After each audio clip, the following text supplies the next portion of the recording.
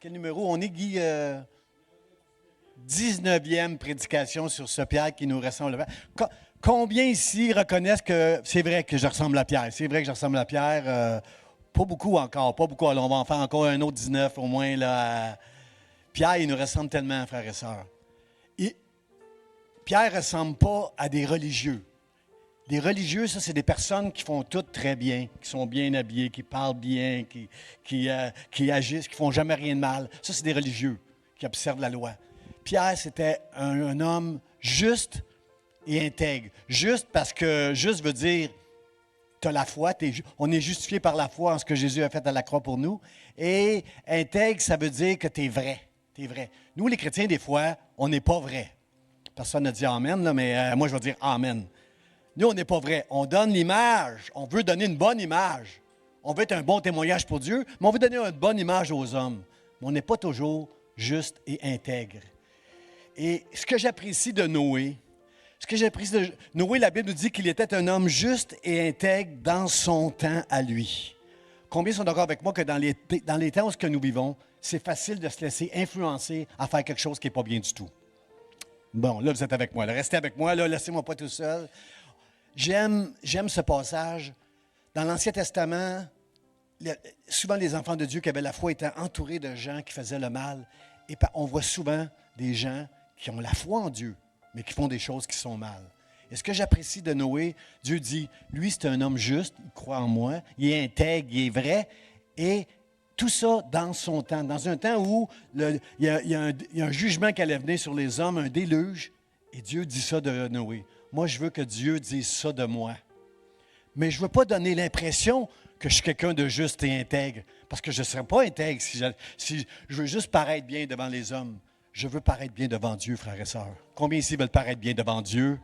Être juste et intègre dans notre génération, dans notre temps, c'est le but. C'est le but. L'apôtre Pierre, je l'aime, il est vraiment... J'aime Pierre, j'y ressemblais beaucoup plus jeune. Plus jeune, j'y ressemblais beaucoup à Pierre, parce que Pierre, c'est quelqu'un de très impétueux, beaucoup de zèle pour Dieu. Mais Pierre, malgré qu'il avait beaucoup de zèle pour Dieu, c'est parce qu'il avait un grand amour pour le Maître. Il reconnaissait que Jésus, tu es le Christ, le Fils de Dieu. Eux autres, ils vont tous t'abandonner, eux autres, à l'Église d'espoir. Moi, là, je vais toujours être avec toi, Seigneur. Il avait beaucoup de zèle, il aimait beaucoup le Maître, il était très impétueux. Mais souvent, il gardait sa volonté propre. Est-ce qu'il y en a qui se reconnaissent ici? Paul ne lève pas la main, là, mais est-ce qu'il y en a qui se reconnaissent ici? J'ai aimé le chant, Francine, qu'on a fait. Viens régner sur moi, Dieu. Ça, c'est l'objectif de tout enfant de Dieu, de tout chrétien. Seigneur, viens régner sur moi. C'est un chant qui fait du sens. Parce que qui ici peut dire que Dieu règne tout le temps dans ma vie, moi? Un religieux va dire ça. Un religieux, parler avec un religieux, là, en sortant, là, il va vous dire ça. Hey, tu dois laisser Dieu régner sur toi. Là. Moi, Dieu règne sur moi. Dieu ne règne pas tout le temps sur nous, la réalité, la vérité. Parce que j'ai l'Esprit de Dieu qui est en moi, mais j'ai aussi ma nature pécheresse. Puis l'apôtre Paul nous l'explique très bien quelque part qu'elles se battent tout le temps les deux ensemble. Et des fois, c'est ma nature pécheresse qui l'emporte. Je ne fais pas toujours le bien que je voudrais faire, et des fois, je fais le mal que je ne voudrais pas faire.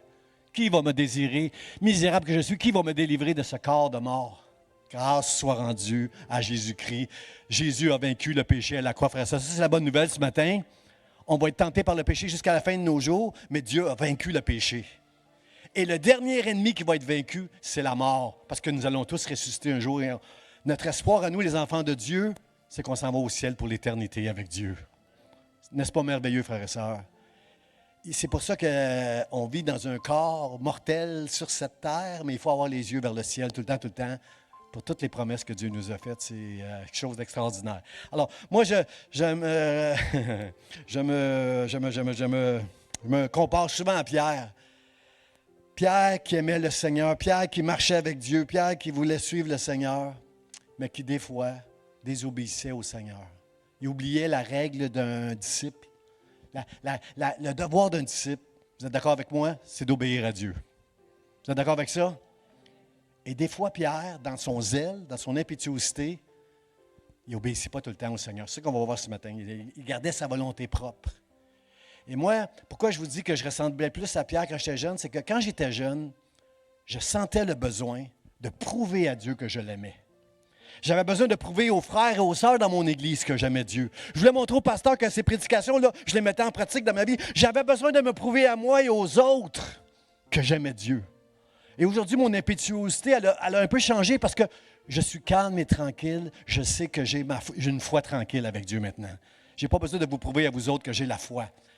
Ce qui me donne du repos, ce qui me donne la paix dans ma vie, c'est que moi, je sais que je suis en paix avec Dieu. Pas parce que je le mérite, pas parce que je suis pasteur puis je prêche, à cause de qu'est-ce que Jésus a accompli à la croix pour moi. Je le crois, je le reçois et je vis pour Dieu maintenant avec mes défauts, avec mon indignité parfois. Je crois davantage dans les promesses de Dieu que dans mon indignité. C'est bien de se reconnaître indigne devant Dieu. La repentance, c'est « je suis pécheur ». Dieu, je suis un pécheur. Reconnais que tu es indigne, tu n'es pas digne de Dieu. Mais la bonne nouvelle ce matin, c'est que les promesses de Dieu sont plus grandes que ton indignité, que tes fautes. Et c'est ça qu'on va regarder ensemble, frères et sœurs. C'est ça ce matin, le message, là. Il faut que les promesses de Dieu, la foi que tu as dans ce que Dieu déclare, qu'il a fait pour toi, soit plus grand que toutes les fois que tu manques ton coup avec Dieu. Et c'est ça qu'on va regarder ce matin dans le passage qu'on va lire ensemble avec l'apôtre Paul, c'est Pierre. Pas Paul, Pierre, c'est Pierre. Le texte est dans Jean, chapitre 13, verset 13 à 15. Jean, c'est le seul évangéliste qui rapporte cette histoire-là dans la Bible. Le seul.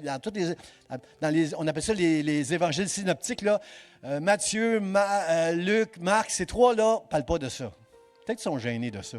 Peut-être pour ça qu'ils n'en parlent pas, mais Jean, lui, parle de ce passage-là. Jean, l'apôtre de l'amour, celui que le disciple que Jésus aimait. C'est comme ça qu'il s'appelait lui-même dans son évangile. Ça a l'air un peu pompeux, me semble. Hein? C'est Pasteur Jean, le disciple que Dieu aime. Jean, le disciple que Jésus aimait, a écrit, nous rapporte cet événement-là qui est arrivé le dernier repas de Pâques, avant que Jésus aille à la croix. Jésus dit, « Vous m'appelez Maître et Seigneur, et vous dites bien, car je le suis. Si donc, je vous ai lavé les pieds, moi le Seigneur et le Maître, vous devez aussi vous laver les pieds les uns aux autres. » Je vais le répéter juste au cas où vous étiez ailleurs là, quand je le disais. Vous devez aussi vous laver les pieds les uns aux autres. OK, c'est pas convaincant, ça va t'emmener. On est sur Facebook, il y a des gens qui nous écoutent en Afrique, en Afghanistan. Je le répète encore. Vous devez aussi vous laver les pieds les uns aux autres. Car je vous ai donné un exemple, afin que vous fassiez comme moi, Jésus, je vous ai fait. Vous devez. Amen. Vous êtes avec moi, frères et sœurs? Amen.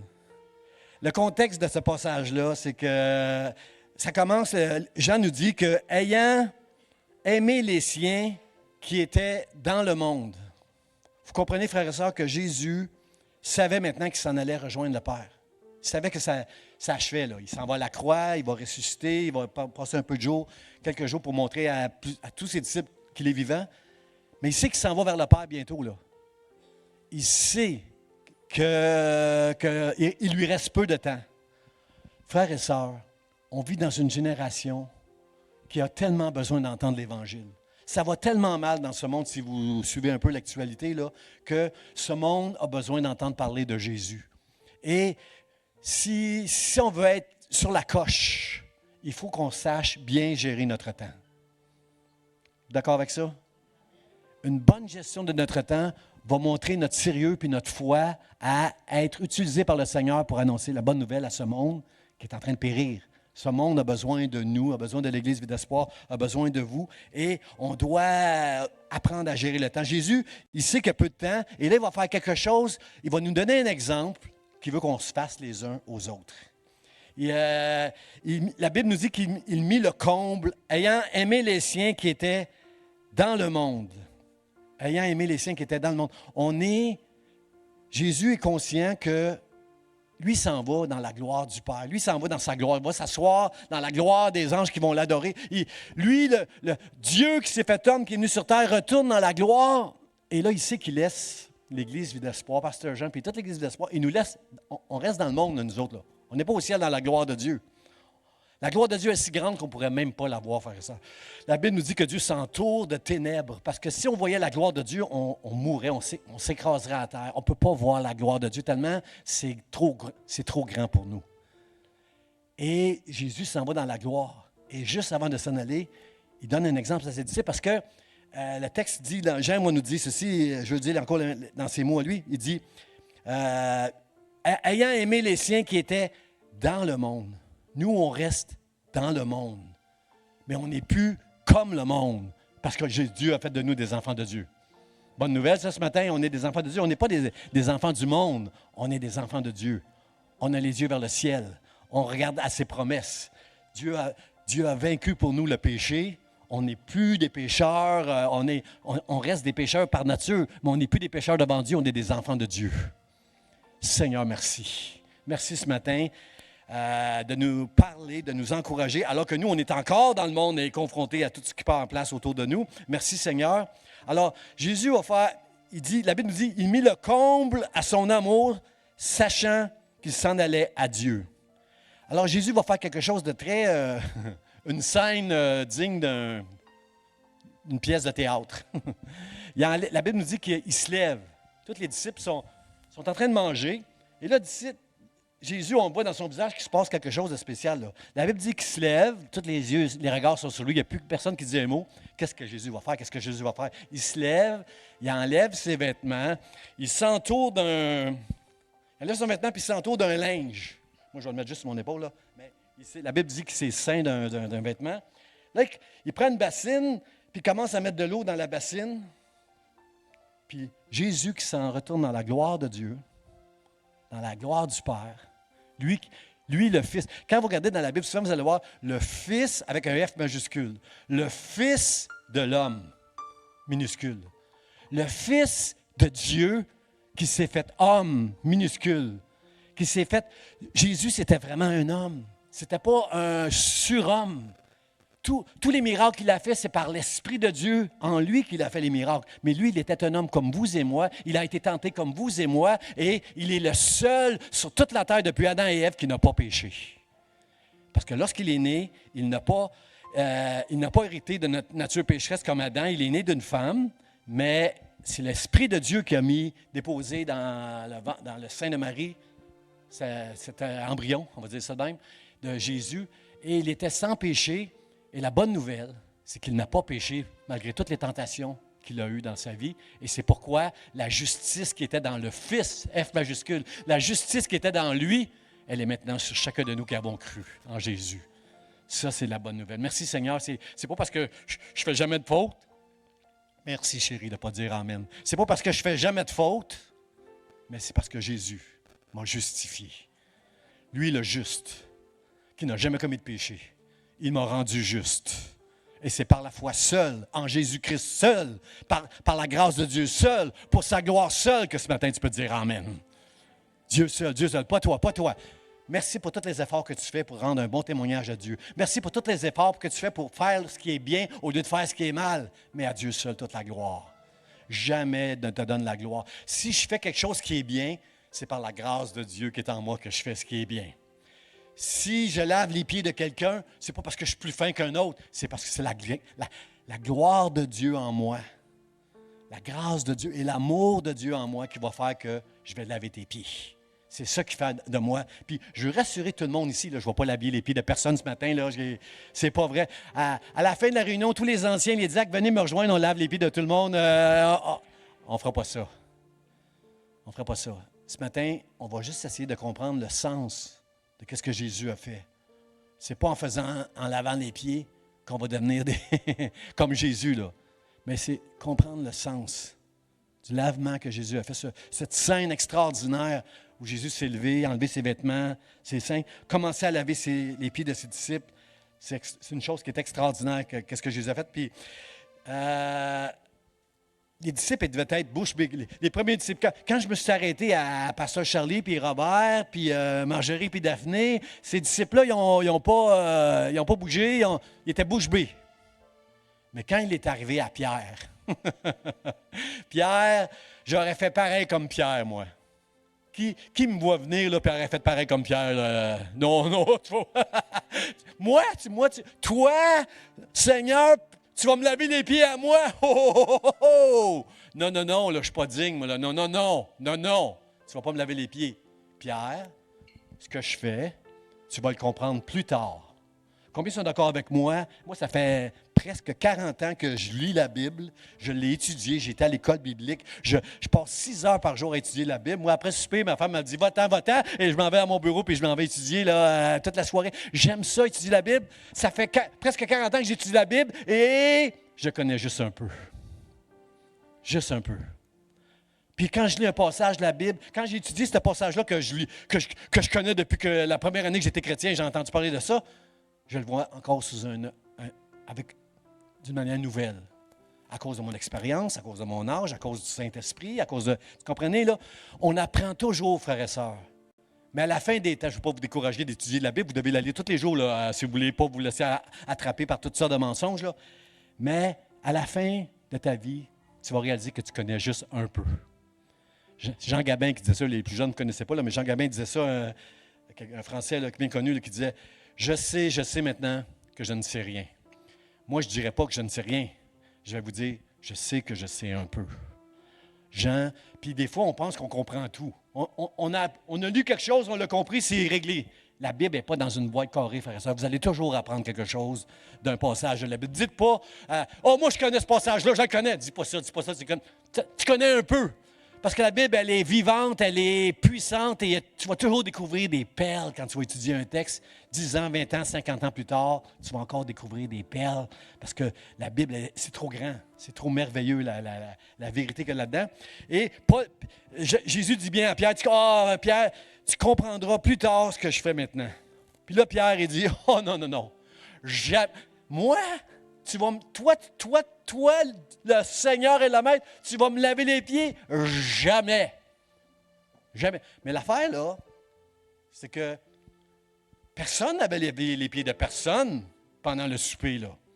C'est une règle, ça, au Moyen-Orient. Vous allez voir ça à plusieurs endroits dans la Genèse, dans l'Ancien Testament. Vous allez voir ça jusqu'à Jésus. Vous allez voir ça qu'au Moyen-Orient, on lavait les pieds des gens. C'est une règle d'hospitalité. C'est que si vous venez chez moi, on ne vous lavera pas les pieds, mais peut-être ma femme va vous dire ôtez vos souliers, là, j'ai fait le ménage, enlevez vos souliers. Puis en fait, c'est ça qu'elle fait. Elle n'est même pas dans la même pièce que moi, puis elle m'entend. Jean, tu n'as pas enlevé tes souliers. Enlève tes souliers quand tu rentres dans la maison. Mais c'est une règle d'hospitalité. Vous comprenez qu'il marchait à la chaleur, les pieds nus, dans des sandales. Il y avait de la poussière et des choses que je ne vous dirai pas sur les pieds. Alors, c'est normal de laver les pieds dans le Moyen-Orient. C'était une règle d'hospitalité. Personne ne l'a fait. Aucun disciple qui a fait ça un aux autres. Savez-vous pourquoi ils n'ont pas fait ça, les disciples? Je vais vous dire, moi, pourquoi. Parce que dans les plus aisés, les familles plus aisées, c'est le serviteur ou l'esclave qui faisait ça, laver les pieds. Alors, comprenez, les disciples qui, un petit peu avant, si vous lisez un petit peu avant dans les évangiles synoptiques, là, un petit peu avant Pâques, si vous lisez là, dans les évangiles, juste un petit peu avant ce repas-là, les disciples se disputaient qui allait être le plus grand dans le royaume de Dieu. Mais celui qui va laver les pieds, c'est celui qui est le plus bas dans la hiérarchie sociale. Pas moi qui va laver les pieds du pasteur Charlie puis de mon autre. Là. Non, ça, c'est pas moi qui va faire ça. Là. Parce que, comprenez-vous, frères et sœurs, que Jésus ne veut pas qu'on aille là. C'est pas là que... Ça, c'est de l'orgueil, je ne sais pas quoi. Mais c'est vrai aussi que le mot « esclave », dans notre génération, il y a une mauvaise... Avec tout ce qui a pris place en Afrique, concernant l'esclavage, c'est un mot qu'on ne veut pas entendre. C'est un mot qu'on voudrait déchirer dans les pages d'histoire, là, qui a fait beaucoup de mal. Mais Paul, lui, à l'époque, il ne connaissait pas comment l'homme allait utiliser l'esclavage. Paul disait, « Moi, je suis l'esclave de Jésus-Christ. » Puis, à cette époque-là, tu pouvais te rendre... Si tu avais des dettes, tu pouvais te rendre esclave de quelqu'un pour payer tes dettes. C'était quelque chose qui était... Il y avait des serviteurs qui étaient payés pour être serviteurs, mais il y avait aussi des esclaves qui se donnaient pour payer des dettes comme esclaves. Alors, ce n'est pas quelque chose qui était mal vu. Mais, par exemple, dans la hiérarchie, c'était le plus bas. Alors, c'est pour ça que dans les disciples qui se disputaient, mais qui va être le plus grand? Qui va être le plus grand parmi nous autres? Jésus leur a expliqué un petit peu avant le repas de Pâques ce serait qui serait le plus grand. Est-ce que vous savez qui va être le plus grand dans le royaume de Dieu? C'est celui qui est le plus petit. Celui qu'on ne connaît pas, celui qu'on ne voit pas, celui qui est dehors pendant qu'on a la réunion en train de placer les voitures dans le stationnement. Celui qui est en train de prendre soin des petits bébés en haut qu'on ne voit pas. Celui qui vient faire le ménage le vendredi, qui vient laver les toilettes qu'on ne voit pas. Là. Les plus grands dans le royaume de Dieu, c'est les plus petits à nos yeux, à nous. Est-ce que tu veux encore être un grand dans ce monde? Parce que même dans l'Église, il y a des gens qui veulent être grands, qui veulent des titres, qui veulent des comprenez-vous, là, directeurs, pasteurs ou je ne sais pas quoi. Là. Ça existe dans le royaume de Dieu, d'être le prédicateur de l'heure. Mon frère, ma soeur, peut-être tu es le plus petit aux yeux des hommes, mais si tu fais ce que Dieu te demande, si tu fais des sacrifices dans ta vie, pas pour les hommes, mais pour Dieu, tu es le plus grand dans le royaume de Dieu. Jésus a dit que Jean-Baptiste, c'était le plus grand de tous les prophètes que les femmes ont pu avoir sur cette terre. Jean-Baptiste, il n'y a même pas de miracle. On ne voit même pas un seul miracle que Jésus a fait.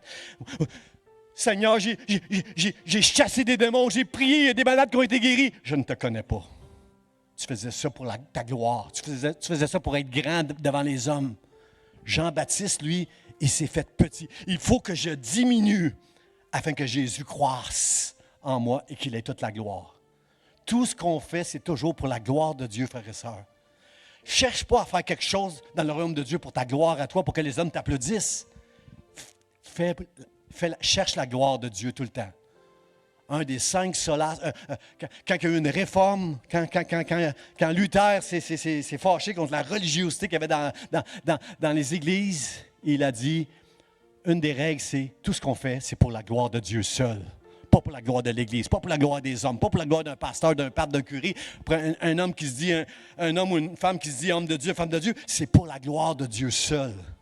Et si tu cherches vraiment la gloire de Dieu, tu ne chercheras pas à être grand, tu vas chercher à être le plus petit. Parce que dans le ciel, on va être surpris, frères et sœurs, que ceux qui vont passer les premiers, ceux que Jésus va accueillir, bon et fidèle serviteur, entre dans la joie de ton maître, on va être surpris au ciel, ça ne sera pas ceux qu'on connaît, mais ça va être les gens les plus petits, qui servaient le Seigneur humblement et qui faisaient la volonté de Dieu, qui ne cherchaient pas leur volonté propre. Et ça, Jésus a réussi à le briser avec Pierre avec le temps. Pierre avait sa volonté propre. Et moi, j'ai encore, ça fait 12 ans que bientôt 12 ans que je suis pasteur ici à l'Église, puis j'ai encore ma volonté propre. Ça fait 30, depuis 1986 que je connais Dieu. Il m'arrive encore de faire un peu de déni. Des choses qu'on tient beaucoup, frères et sœurs, on ne veut pas entendre Dieu des fois. On ne cherche pas à entendre la volonté de Dieu. Parce que si Dieu nous disait non, on ferait quoi? Est-ce qu'on briserait ou on continuerait à faire la chose qu'on tient? Silencieux, hein? J'espère que ça vous parle, frères et sœurs. Parce que moi, je veux qu'on chante ce chant à la fin tantôt. Dieu, viens régner sur moi. Règne sur moi, Seigneur. Je ne serai jamais heureux si je vis pour moi. Je ne serai jamais heureux si je reste recroquevillé sur moi. Mais je veux me laisser laver les pieds et je veux laver les pieds des autres, Seigneur, parce que je veux faire ta volonté. Je veux t'obéir. Je veux faire ce que toi tu dis qui est bien. Seigneur, aide-moi, Seigneur. Alors, quand Pierre insiste avec Jésus en disant, il essaye d'instruire le maître. Il est en train de dire au maître, tu ne l'as pas là, tu ne ne peux pas me laver les pieds. Voyons, moi, toi, le maître, le Seigneur me laver les pieds. Non, tu ne peux pas faire ça. Je ne peux pas faire ça, Pierre. Mais si je ne le fais pas, là, tu n'auras pas de part avec moi. Oh, je n'aurai pas de part avec toi. Qu'est-ce que ça veut dire part? Tu n'auras pas la communion avec Dieu. Tu n'auras pas toutes les promesses. Tu n'auras pas le repos et la paix que tu as avec moi là, si tu fais ce que je te dis. Là, si tu n'obéis pas. Là. Pierre, tu n'auras pas de part avec moi. C'est comme une part, c'est comme quelque chose qui t'est dû. Quand Giovanna nous fait des bons gâteaux ici à l'église, le jeudi, les bénévoles, là, ils sont bénis parce que Giovanna nous fait tout le temps, presque tous les jeudis, un bon gâteau. Elle est tellement bonne de faire ces gâteaux-là. Et elle m'en garde toujours un morceau. Ça, c'est ma part. Puis des fois, ça fait des jaloux, Giovanna. Ça, c'est ma part, ça. Elle me garde tout parce qu'elle sait comment j'aime ces gâteaux. Et si elle croit qu'elle va avoir des bénédictions dans le ciel à cause qu'elle me donne une part, qu'elle le croit. Moi, je veux qu'elle continue qu'elle le croit. Je les aime, ces gâteaux. Ils sont merveilleux, ces gâteaux. Et c'est ma part. Mais si tu ne me laisses pas laver tes pieds, tu n'auras pas de part avec moi. Quand Pierre entend ça, là, je me reconnais. Ah oui? Ben Seigneur, lave-moi les pieds, lave-moi les mains, lave-moi la tête, lave-moi tout le corps, lave-moi tout, Seigneur, lave bien laver mes vêtements. Non, non, juste les pieds. Pourquoi, Pierre? Parce que dans quelques instants, là, je vais être livré, je vais être persécuté, je vais être renié, je vais être crucifié. Bientôt, là, je vais mourir pour vos péchés. Là. C'est par mon sang que tu vas être lavé complètement, que tu vas avoir la vie éternelle. Et toutes les promesses de la Bible, c'est à cause de mon sacrifice que tu vas les avoir. Pourquoi je vais laver juste tes pieds? Bien, il y a 2 enseignements ce matin qu'on doit comprendre. Le sens du lavement des pieds, on doit le comprendre, frère et sœur. Le premier enseignement, c'est que Dieu nous demande de prendre soin les uns les autres d'une manière très, très pratique. Laver les pieds, il n'y a personne qui avait fait ça. Vous êtes d'accord avec moi? Ça prenait de l'humilité pour qu'un des disciples se lève et dise « C'est moi qui vais laver les pieds des disciples. » Laver les pieds de Jésus, tous les disciples auraient voulu faire ça. Mais il n'y a personne qui s'est levé parce que « moi, je ne laverai pas les pieds de Robert. Je ne laverai pas les pieds de Virgile, moi, ou de Marie-Claire. Là. Non, non, non. » Comprenez-vous qu'il y avait cet orgueil-là? Mais c'est ça. C'est un exemple d'humilité, premièrement, les uns envers les autres. Frères et sœurs, j'espère qu'il n'y en a pas ici. Mais moi, j'étais au collège biblique avec des étudiants. Puis il y a des étudiants qui disaient « Oh, ça, là, moi, je ne ferais pas ça. Moi, laver les toilettes, je ne ferais pas ça. Faire du ménage. » Moi, mon premier ministère que j'ai fait dans l'Église, ça faisait 9 mois, je t'ai vu que j'étais chrétien. Mon pasteur m'a approché. Puis il m'a demandé de faire ce que Guy fait avec son équipe. Il m'a demandé, Jean, serais-tu prêt à faire le ménage 1 fois par semaine, venir le samedi matin, tasser les chaises, passer la mop et tout laver comme il faut, l'église et les toilettes. Tu ferais-tu ça? Tu ferais-tu ça, Jean? Je dis, et à moi-même, j'étais impétueux. J'avais besoin de prouver à Dieu que je l'aimais. J'avais besoin de me prouver à moi-même et à mon pasteur. C'est mon pasteur. Je veux qu'il sache combien j'aime Dieu. Oui, ça sera un honneur pour moi de faire ces choses-là. Je m'entends amen. J'étais très, très excité, zélé. Oui, certainement, c'était mon premier ministère de faire ça. Mais j'ai entendu à l'école biblique des étudiants. Parce que des fois, il y a des pasteurs. Je ne suis vraiment pas comme ça, là. À moins que ce serait vraiment pour votre bien, là. Mais il y a des pasteurs, des fois, qui éprouvaient les étudiants en leur demandant de faire les tâches les plus ingrates avant de prendre le pupitre et prêcher. Tu vas placer les chaises, tu vas faire ici, tu vas faire ça. Alors, y a-t-il quelque chose, mon frère, ma soeur, ou si tu es un invité ici ce matin, est-ce qu'il y a quelque chose que toi, tu ne ferais pas? Parce que dans ton esprit, c'est trop bas dans la hiérarchie faire ça. J'ai entendu juste un Moi, je veux le dire devant Dieu. Y a-t-il quelque chose que tu ne ferais pas? Parce que, oh non, ça, je vais laisser ça à d'autres, c'est pas moi qui vais faire ça. Là. Seigneur, sonde nos cœurs ce matin. Sonde nos cœurs, viens, sonde-moi, Seigneur, parce que je ne veux pas d'orgueil qui pourrait m'empêcher de te servir, qui pourrait m'empêcher d'avoir cette vision que c'est le plus petit dans le royaume de Dieu qui va être le plus grand devant toi au ciel. Seigneur, enlève-moi tout ce qui pourrait m'empêcher de te servir. Laver les pieds, on ne va pas se laver les pieds ce matin. Je sais qu'il y a des églises qui font ça, juste parce que Jésus dit, vous devez faire ça. Mais ils nient complètement le sens. Jean Calvin, un des commentateurs bibliques que j'aime beaucoup, Jean Calvin disait, ils font ça, les religieux, mais ils nient complètement le sens. Ils dénonçaient cette chose-là. On ne va pas laver les pieds, mais on va comprendre le sens que laver les pieds, c'est, il n'y a pas une tâche que je ne ferai pas pour servir mon frère et ma sœur pour la gloire de Dieu. J'aime voir amen. J'aime voir amen. Il n'y a rien que je ne ferai pas, que Dieu me demande, même si c'est humiliant pour la gloire de Dieu. L'apôtre Paul qui était là, il dit qu'il se met au niveau de tout. Selon où tu es rendu, que tu sois un Samaritain, un Juif qui connaît la loi ou n'importe qui, il se met au niveau des gens afin afin que lui arrive à convaincre les gens. C'est Dieu qui nous convainc, mais Paul faisait tout. Il se mettait au niveau des gens pour les toucher avec l'Évangile. Il n'y a rien que je ne ferai pas. L'apôtre Paul dit, je rends grâce à Dieu pour les souffrances, les épreuves que j'ai vécues, parce que si j'ai été un exemple pour amener les gens à connaître Dieu, amen, gloire à Dieu pour cela. Est-ce que tu es capable de dire gloire à Dieu ce matin? Est-ce que tu es capable de dire, Seigneur, pas facile la vie chrétienne des fois, mais moi, je veux être grand dans le royaume de Dieu. Alors, aide-moi d'être petit. Aide-moi à servir mes frères et mes sœurs dans le nom de Jésus. Alors, c'est tout ça, là. Laver les pieds, c'était quelque chose qui se faisait dans la Bible, là. C'était quelque chose de pratique, une règle d'hospitalité. Puis, on a un bel exemple dans 1 Samuel, je ne sais pas, j'ai pris une note. Si vous prenez des notes, là, dans 1 Samuel, chapitre 25, il y a David. Vous savez, David, dans cette histoire-là, David vient vers un homme qui s'appelle Nabal. Il vient de lui demander de l'aide, du pain, puis des trucs, là, parce que pour son armée. Puis Nabal, il dit, « Qui ça, David? » Il méprise David, comme on méprisait Jésus. Il méprise David, qui était le sauveur d'Israël à ce moment-là. Là. Et sa femme qui était si sage, lorsqu'elle a su que David venait vers lui pour régler le cas de son mari orgueilleux et arrogant, elle est venue au-devant de David, elle a envoyé des serviteurs, puis elle s'est prosternée devant David, ses serviteurs, elle lui a donné du pain, puis elle a dit, s'il vous plaît, pardonne à mon mari, il n'est pas fin, il n'est pas fin. Elle n'a pas dit des mots trop graves, là. On doit toujours respecter son mari, là, mais elle a dit s'il vous plaît, pardonne. Puis on sait que son mari est mort d'une crise cardiaque pas longtemps après. Puis, quand David a su que cette femme-là avait perdu son mari, il a envoyé des serviteurs pour dire, va la chercher, puis dis-lui que je la veux comme femme. Je veux qu'elle devienne mon épouse. Va lui demander sa main pour moi. Ces serviteurs sont allés. Parce que David aimait cette femme-là, parce que c'était une femme qui était sage. Comme toi, ma chérie, là, Sylvie.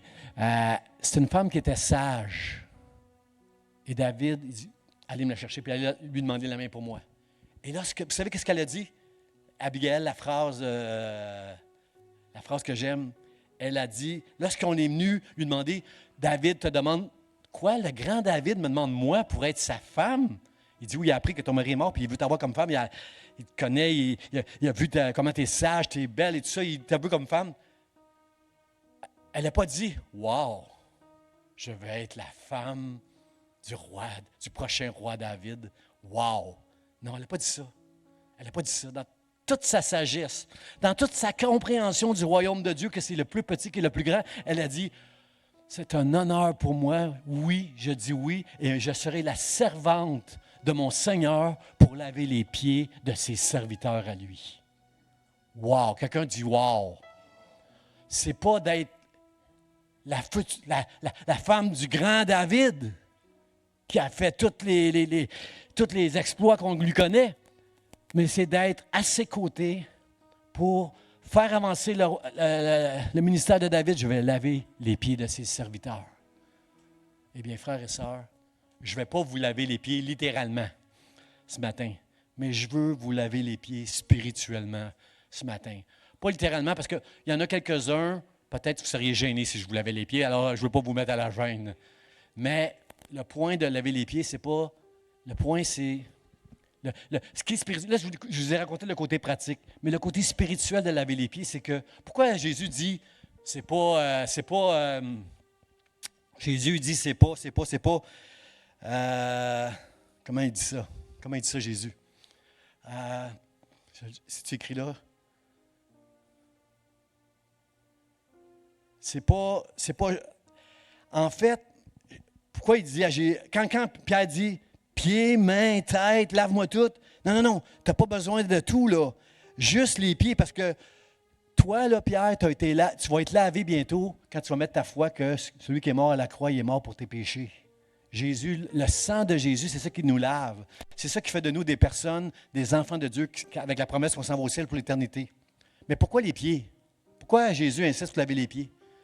Les pieds sont sales, on va les laver, parce que les pieds représentent tous les endroits où on est allé et où de la poussière et des excréments se sont, je ne vais pas dire ce mot-là, on s'en va dîner, là, mais, se sont attachés à nos pieds. Mon frère, ma soeur, on est des chrétiens, mais parfois, dans nos vies, on va à des endroits où on a besoin de confesser à Dieu, j'aurais pas dû aller là. Puis des fois, on retourne à ces endroits-là. Mon frère, ma soeur, tu es sauvé. Tu vas aller au ciel, là. Mais tu as besoin de confesser quand tu fais quelque chose de mal, parce que la Bible dit, celui qui confesse, il est fidèle et juste pour nous pardonner et nous purifier de toute iniquité. Sois un chrétien, ferme pas les yeux sur tes fautes, me faire laver les pieds par Jésus, c'est toutes les places que tu es allé, toutes les erreurs que tu as commises, je te les lave. Tu es sauvé, tu t'en vas au ciel, c'est mon sacrifice qui va te sauver. Mais je veux laver les endroits où tu es allé que tu n'aurais pas dû aller, qui étaient loin de moi. Je veux te laver les pieds. Mon frère, ma soeur, quand tu te fais laver les pieds, tu rentres dans le pardon de Dieu. Et quand tu laves les pieds de ton frère et de ta soeur, tu es en train de dire à ton frère et à ta soeur qui ne fait pas bien à tes yeux, je te pardonne. Je suis en communion avec toi. Si Dieu t'a aimé pour faire de moi mon frère, ma soeur, malgré les fautes que je vois dans toi, je te pardonne et je te lave les pieds. Dites Amen. Dites Amen, frères et sœurs. Parce qu'on est bien plus facile à juger, nous les chrétiens. On sait qu'on est indigne de Dieu. Mais on se pense souvent au-dessus des autres quand ils font des fautes qu'on considère plus grandes que les nôtres. Mais on reste qu'on est des pécheurs, chacun de nous. Et qu'on doit se pardonner les uns les autres. On doit se servir les uns les autres et se laver les pieds les uns les autres pour la gloire de Dieu dans le nom de Jésus. La grâce de Dieu, frères et sœurs, la grâce de Dieu dans nos vies ne brise pas les lois que Dieu a écrites dans nos cœurs. Tu ne tueras point, tu ne commettras pas d'adultère, tu ne convoiteras point. Toutes les règles, toutes les lois dans l'Ancien Testament, Dieu les a mis dans nos cœurs. Et je dirais même que dans la grâce, sous la grâce de Dieu, on marche, on n'est plus sous la loi. Je n'ai plus à obéir à la loi pour aller au ciel. Si je vais au ciel, je crois que Jésus est mort pour mes péchés. Je m'en vais au ciel juste à cause de Jésus. Pas à cause de tout ce que je vais faire. Dites Amen. Ce n'est pas ce que tu fais qui va t'amener au ciel. Mais c'est ta foi seule en Jésus seul, basée sur les Écritures seules, qui fait que tu vas aller au ciel un jour. Mais la grâce ne brise pas les lois. Si tu fais bien, Dieu a dit à Caïn qui voulait tuer son frère, le premier meurtre dans le Journal de Montréal, dans la Genèse, là, quand Caïn voulait tuer son frère, Dieu a dit, si tu agis bien, tu vas relever ta tête. Fais ce qui est bien, puis tu vas marcher la tête haute. Mais si tu agis mal, le péché couche à la porte de ton cœur. Tu vas être tenté, tu vas être poussé, tu vas connaître la pression pour faire des choses qui ne sont pas bien. Mais toi, domine. Domine sur toutes ces tentations-là qui vont t'amener à vouloir faire le mal. Mon frère, ma soeur, ce matin, ça brise. Laver les pieds. Dieu nous a sauvés pour l'éternité. Mais laver nos pieds, c'est pour nous rappeler que toute notre vie, on va devoir confesser à Dieu toutes les choses qu'on fait qui ne sont pas bien. Puis travailler pour faire ce qui est bien.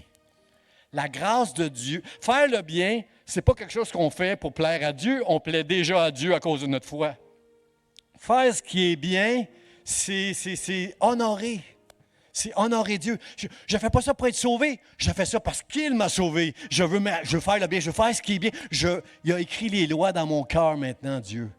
Puis les lois que Dieu a écrites dans nos cœurs sont plus grandes que les lois qui sont dans la Bible. Tu as dit, c'est écrit dans la loi, tu ne commettras pas d'adultère. Moi, je vous dis que si tu convoites ta voisine, ton professeur, je ne sais pas qui, tu as déjà commis l'adultère. Jésus amène toujours la loi encore plus loin. Si on est des chrétiens, on n'obéit pas à la loi pour plaire à Dieu. On obéit à la loi parce qu'on plaît à Dieu à cause de Jésus. Je veux faire ce qui est bien maintenant. Je veux agir comme il faut, comme un chrétien. Je veux glorifier Dieu. Je veux laisser me laver mes pieds, puis moi, je veux laver les pieds des autres. C'est ça, frères et sœurs. Laver les pieds dans le nom de Jésus. Mon premier point, frères et sœurs, ce matin, je ne vais pas finir à 1 heure, là. Je vais finir comme d'habitude, là. Mon premier point, c'est Maître et Seigneur. Vous m'appelez Maître et Seigneur et vous dites bien, car je le suis. Jésus dit, je le suis. Je suis Seigneur et Maître. Il est le Fils. Il est le Fils de Dieu, mais il s'est fait homme pour venir au milieu de nous, frères et sœurs. Il y a 2000 ans, il a vécu comme un homme. Il aurait pu naître dans les palais. Il a décidé de naître dans une étable. Il n'y avait pas de place pour lui à l'hôtel. Alors que Joseph est allé pour le recensement, il est né dans une étable et on l'a mis dans une crèche. Je ne sais pas si... il était mis dans une crèche. C'était une famille modeste qu'il est né, Jésus. Ensuite, toute sa vie, il a été méprisé, accusé. À chaque fois que les religieux parlaient avec Jésus, ils essayaient de trouver dans qu'est-ce qu'il va dire. C'est comme si vous m'écoutez prêcher ce matin, puis vous essayez juste de trouver la chose que « Oh, ça, c'est pas vrai, pasteur! » Juste, ils essayaient tout le temps de prendre Jésus avec ses propres paroles pour pouvoir l'accuser parce qu'ils étaient jaloux contre lui. Seigneur, Seigneur. Alors, il est Seigneur et Maître. C'est Dieu qui s'est fait homme. Il a été accusé, il a été crucifié, on a enlevé ses vêtements, on l'a mis à la croix comme un brigand. Puis il était Seigneur et Maître, frères et sœurs. Regardez le texte, ce qu'il nous dit dans Philippiens. Paul il nous dit, il s'est dépouillé lui-même. Le mot important là-dedans, c'est lui-même. Frères et sœurs, nous devons nous dépouiller nous-mêmes. Tu dois te dépouiller toi-même. Attends pas que Dieu te dépouille. Toi-même, tu dois te dépouiller de ton orgueil qui voudrait que tu sois parmi les grands pour être le plus petit afin d'être le plus grand dans le royaume de Dieu. Dieu n'est pas impressionné par les grands dans ce monde. D'ailleurs, l'apôtre Paul dit, pourquoi vous donnez tant d'importance aux grands de ce monde? Ce n'est pas eux autres qui vont vous martyriser, qui vont vous mettre en prison, qui vont vous exploiter. Jésus. Aide-nous. Aide-nous, Seigneur, à comprendre ce que tu veux dire. Il s'est dépouillé lui-même en prenant une forme de serviteur et en devenant semblable aux hommes. Lui, le Fils de Dieu, il est devenu semblable aux hommes. Il a paru comme un simple homme. Il était un homme simple et il a vécu simplement, mais il était le Fils de Dieu. Moi, je veux dire gloire à Dieu. Seigneur, c'est trop pour moi, c'est tout. J'aurais été comme Pierre, c'est sûr, j'aurais été comme Pierre. L'image que j'ai de Dieu, moi, de Jésus maintenant, là, Jésus il est dans le ciel, il est assis dans la gloire, il y a des créatures que la Bible nous parle, que je ne suis pas capable d'identifier, il y a des créatures avec toutes sortes d'affaires, il y a des chérubins au-dessus de Dieu. Dieu est entouré de gloire, il y a des chérubins qui crient « Saint, Saint, Saint est le Seigneur ». On voit sa majesté au ciel, on voit la grandeur de Dieu,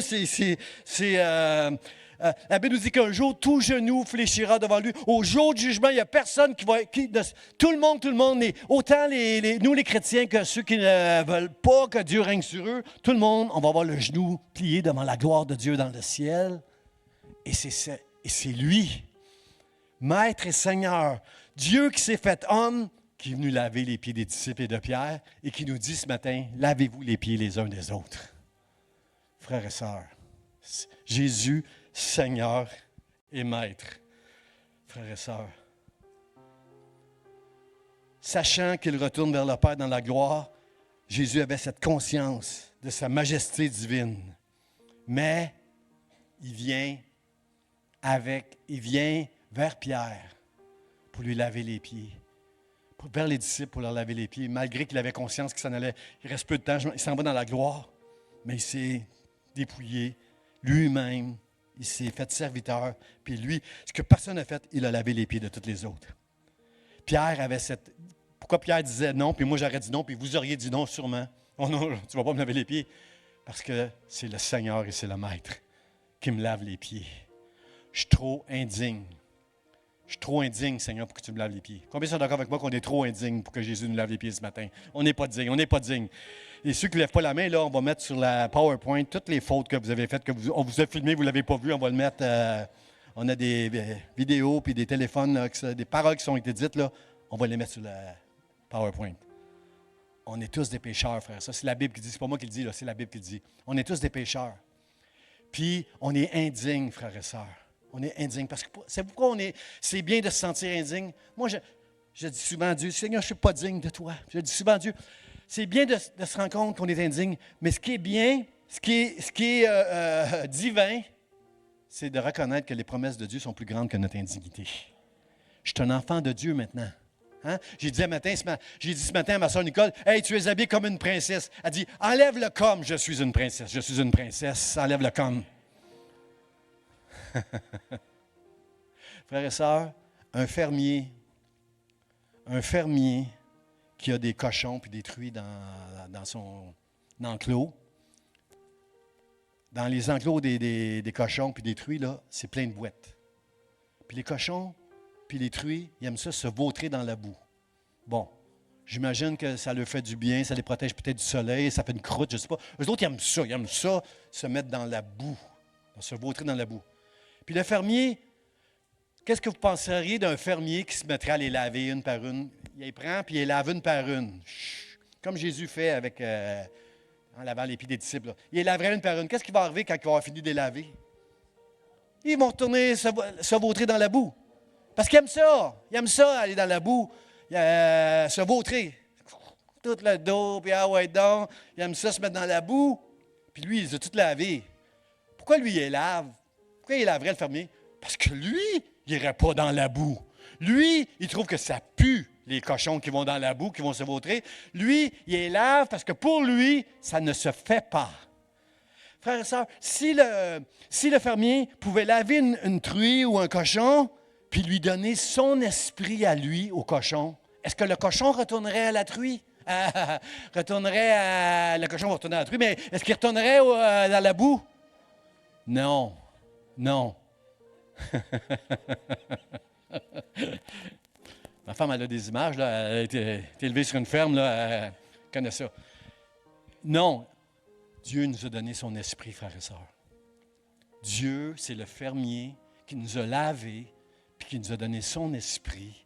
Et quand on retourne dans la boue, on doit dire, Seigneur, j'ai été une place que je n'aurais pas dû. Pardonne-moi. Puis Dieu te lave les pieds à chaque fois. Et cet exemple-là, il nous dit, ce que je te fais, fais-le aux autres.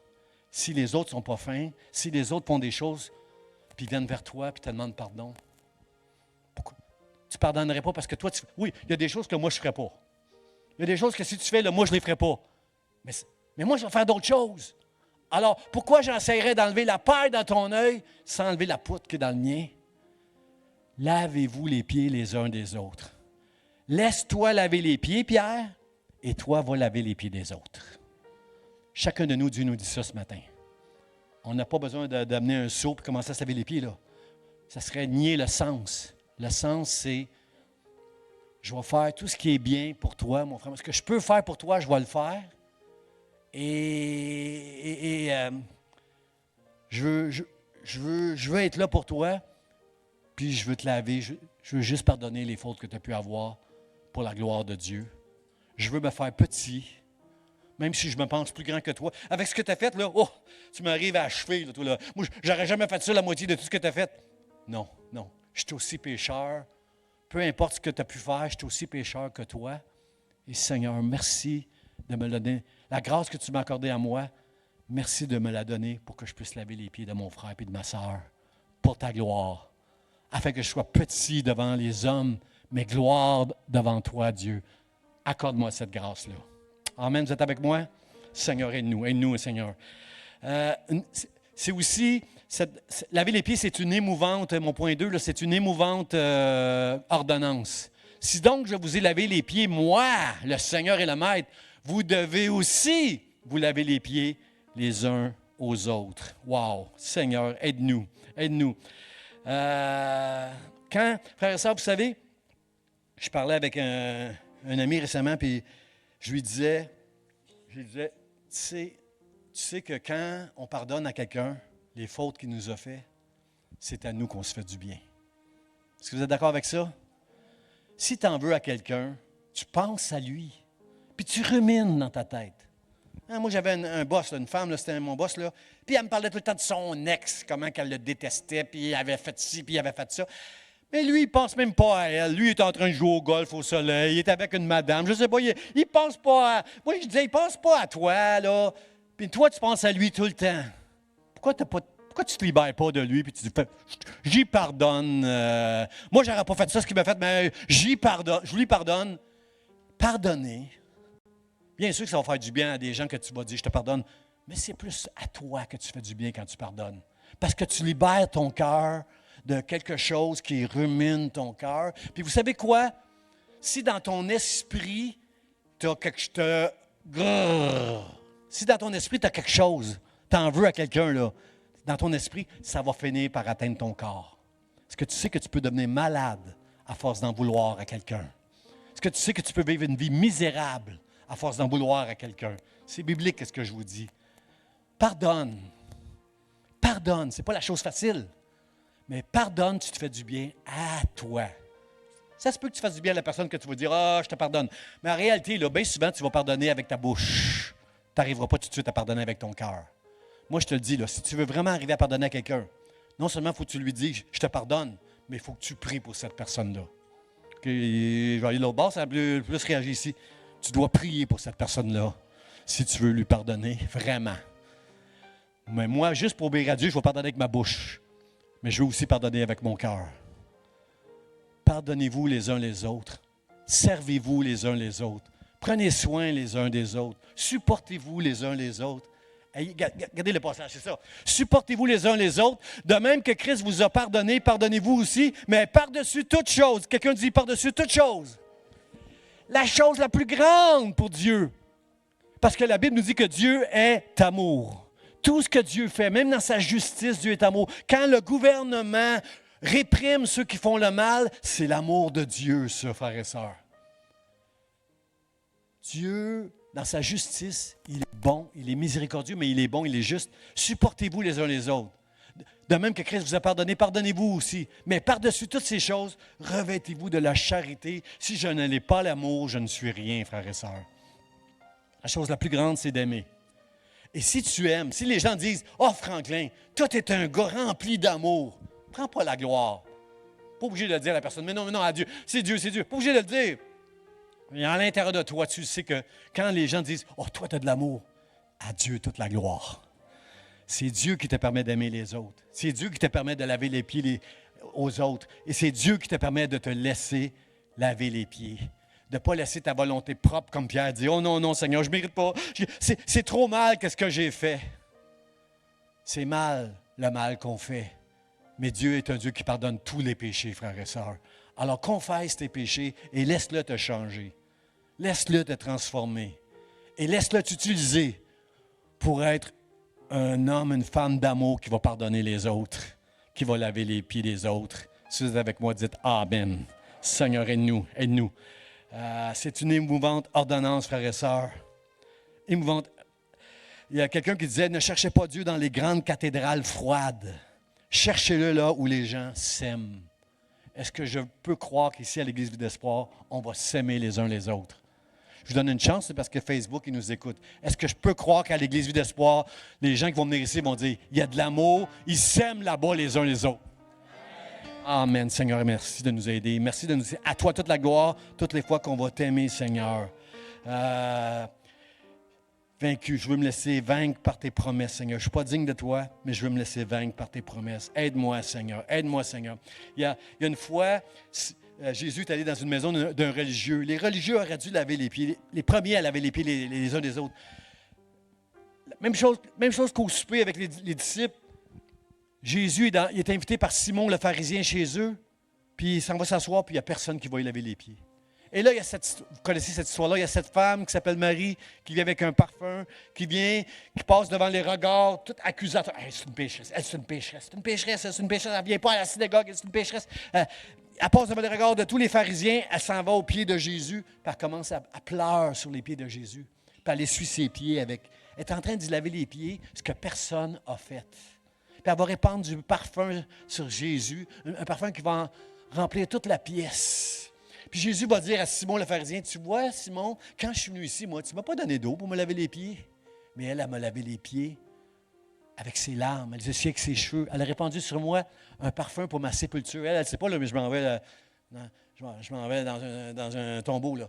Elle a répandu le parfum pour ma sépulture. Je veux que cette histoire soit dans les évangiles. Je veux que cette histoire soit racontée parce que cette femme, elle a beaucoup aimé. Comprenez-vous que ce que Jésus nous demande ce matin, c'est une aimable ordonnance. Vous devez aussi vous laver les uns les autres. Je n'ai pas le choix, je dois le faire, mais je veux le faire de tout mon cœur. Je veux être comme Marie. Je veux le faire à cause de l'amour que Dieu a mis sur moi et en moi. Que Dieu puisse aimer les autres au travers de moi, dans le nom de Jésus. Aide-moi, Seigneur, à être comme Marie. Mon dernier point, frère et sœur, Jésus dit, Jésus, c'est notre exemple. Je vous ai donné un exemple afin que, la raison pourquoi je vous ai donné un exemple, c'est que vous fassiez comme je vous ai fait. Pierre, tu vas comprendre ça plus tard. Plus tard, tu vas comprendre ça. Pierre, sur le coup, ne comprenait pas. Puis moi, je n'aurais pas compris non plus les premières années de ma vie chrétienne. Je n'aurais pas compris.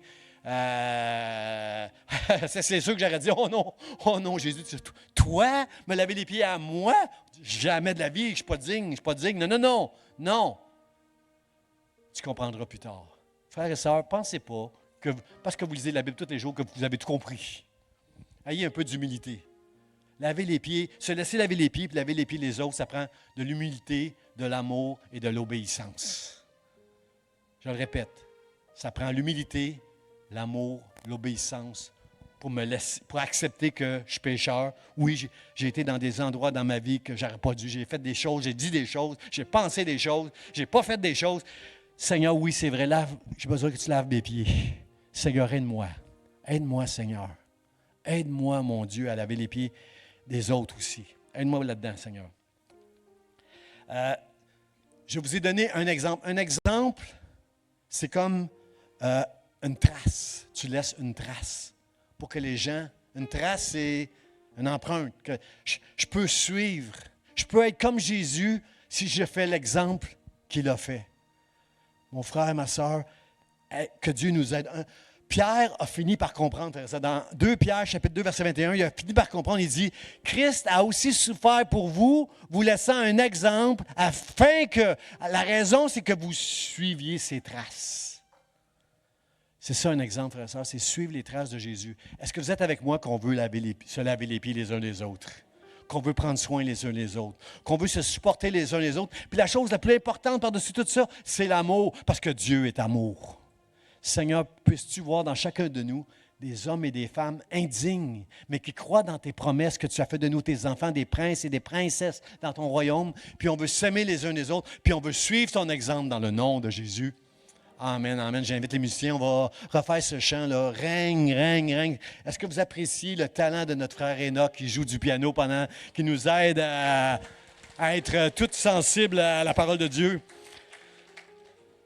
Le mot de la fin, frères et sœurs, c'est « Si vous savez ces choses », au verset 17, Jean va dire ça, « Si vous savez ces choses », Jésus dit « Si vous savez ces choses, vous êtes heureux », quelqu'un dit « pourvu », pourvu que vous les pratiquiez. Savoir des choses, comprendre des choses, ça c'est une chose. Mais si tu ne le fais pas, si tu ne mets pas en pratique quelque chose que Dieu nous demande de mettre en pratique, s'il y a quelque chose que tu ne fais pas, si tu le sais, tu vas juste te sentir coupable de ne pas le faire. Vous êtes d'accord avec moi? Savoir et faire sont 2 choses, frères et sœurs. Le texte nous dit que Jésus nous dit que si tu le fais, tu vas être heureux. Mais que si tu l'as entendu du pasteur Jean ce matin, tu l'as entendu de l'évangéliste, mais tu ne le fais pas, tu ne le mets pas en pratique, tu ne seras pas heureux, tu vas être misérable, puis tu vas te sentir coupable. Combien veulent être heureux ce matin? Dis à Dieu, je veux recevoir, Seigneur. Dieu, accorde-moi la grâce. Viens régner sur moi. Je ne veux pas être comme Pierre, garder ma volonté propre dans mon amour pour toi, puis te dire à toi, c'est comment tu devrais faire les choses. Dieu, dis-moi comment faire les choses, puis je veux le faire. Je veux être un disciple, je veux être obéissant. Dis-moi quoi faire, Seigneur, et je vais le faire. Pourquoi David était un homme selon le cœur de Dieu? Je ne vous raconterai pas tous les péchés horribles que David a fait. Moi, je serais mort. Ma femme m'aurait tué, moi, si j'avais fait la moitié des péchés de David. Mais elle m'aurait étranglé. Mais David, c'était un homme selon le cœur de Dieu parce que malgré toutes les fautes qu'il a commises, il voulait faire la volonté de Dieu. La qualité d'un disciple, Seigneur, dis-moi quoi faire. Je veux faire ta volonté et non la mienne. Parce que moi, la mienne, elle va m'entraîner à faire quelque chose qui n'est pas bien. Et des fois, la chose qui m'amène à faire qui n'est pas bien, je le sais que ce n'est pas bien. Et je me sens coupable quand je vais là. Mais Seigneur, apprends-moi à faire ta volonté. Viens et règne sur moi dans ma vie afin que ma vie puisse te donner toute la gloire dans ma génération. Comme Noé, je vais être juste et intègre. La grâce que Dieu m'a faite, je le sais, va m'amener au ciel pour l'éternité. Je vais rester un pécheur toute ma vie, et la grâce de Dieu va m'amener au ciel. Mais Seigneur, aide-moi à agir et à faire ce qui est bien. Les lois que tu as écrites dans mon cœur, je veux les mettre en pratique dans ma vie. Pas pour être sauvé, mais pour te donner toute la gloire. Je me laisse laver les pieds ce matin. Je te laisse régner sur moi et aide-moi à laver les pieds de mon frère et de ma sœur dans le nom de Jésus. Amen, amen. On va se lever ensemble et on va chanter ce chant de tout notre cœur. Seigneur, aide-moi à être un laveur de pieds.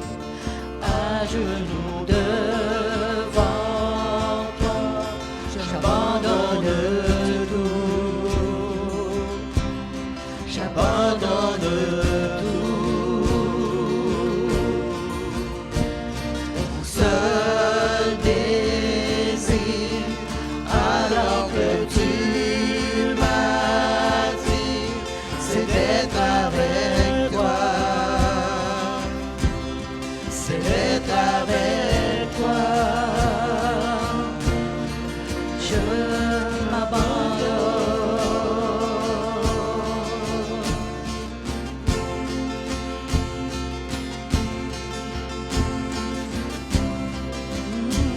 Me voici.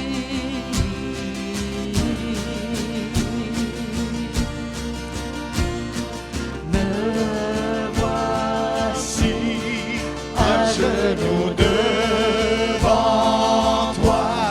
J'abandonne tout. J'abandonne tout.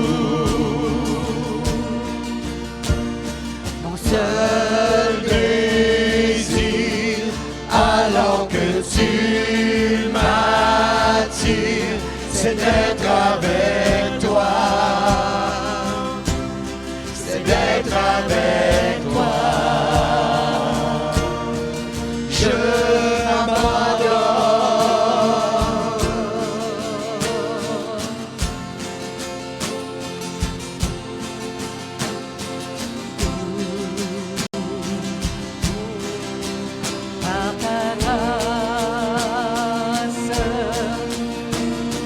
par ta grâce, viens inonder mon âme. J'ai besoin de toi.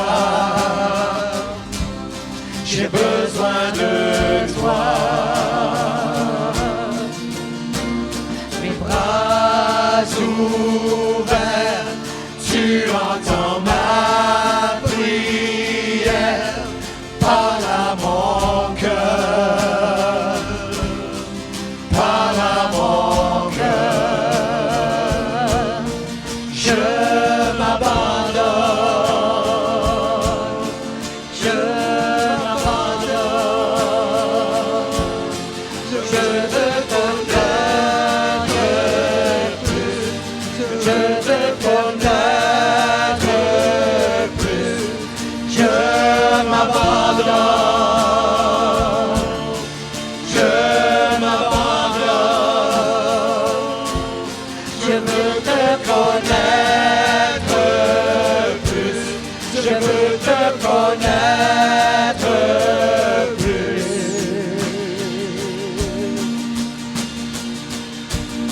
Alléluia. Alléluia. Gloire à Dieu.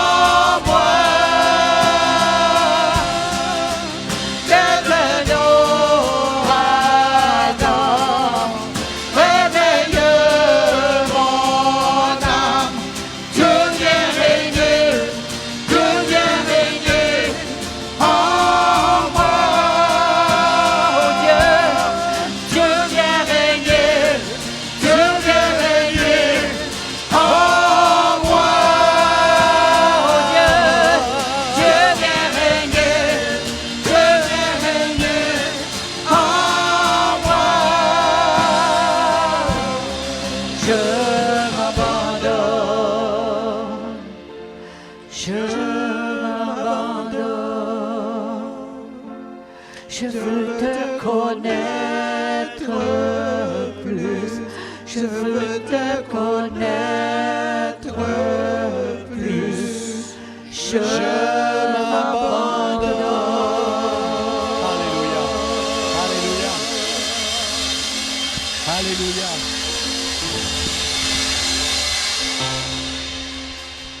Combien ce matin se sentent indignes de Dieu, mais veulent croire que la promesse de Dieu, l'amour de Dieu, l'œuvre que Jésus a fait à la croix est plus grande que mon indignité? Si vous le croyez, levez la main et dites, Seigneur, viens régner sur moi. Je te donne ma vie, je suis un pécheur, je suis une pécheresse. Dieu, viens régner sur moi. Écoute ma prière, toi qui entends la prière du juste.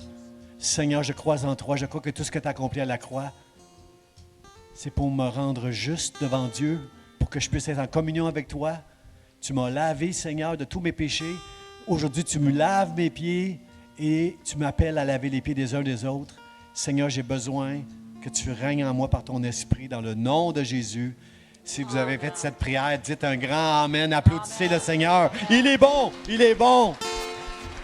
N'oubliez pas de souhaiter bonne fête à Marjorie. Sa fille est venue d'une province lointaine pour venir pour la fête de Marjorie. Bon dimanche, laveur de pieds, soyez bénis.